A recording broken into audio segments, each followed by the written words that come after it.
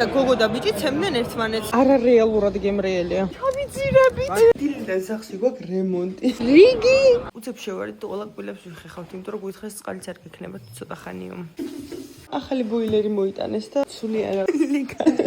ყიდულობთ მალაგას ხვალ მივდივართ და დღეს ყიდულობთ. და პირველობა ადამიანისთვის. დამათმა ვერ მოითმინეს და სახში გამოიძახეს შენ სენდვიჩები. ყურა კარგად გამოიყურება. ლიკა. დანარჩენები შევჭამთ რესტორანში. გენგეკმა რესტორანის რესტორანი. კიდევ ველოდებით როდის გაკეთდება წყალი.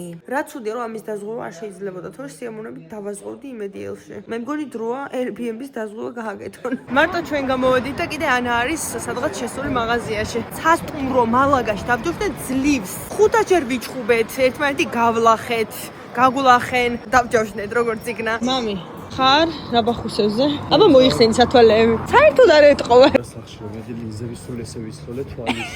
ჩარდენის გულაობაზე ვიყავ. ესე წავალ და პარკეთში მერე ესე წავალ. სენდვიჩებს საჭმელად მოვედით, მადლობთ რომელსაც 5 წუთში იკეტებიან და ჩვენ მოვედით 5 წუთით ადრე. ისეთ სახით ვიყურებენ, რომ ეზარებათ ჩვენი შეკვეთის მიღება. რომ წამოვიდით მაგ საღამოს დავტედი ტელეფონი ბოლოს და ეხლა დამიჯდავდი 20%-ზე. რამდენი დღე გავიდარეთ საკურთ?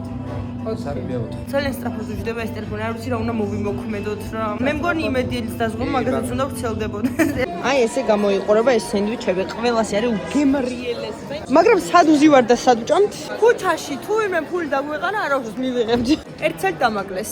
მეორე რატო არ ავიღე? ამ სერვისში ბეროდი მგელია. ესეც მეორე სენდვიჩი. დესერტებზე გადავედით.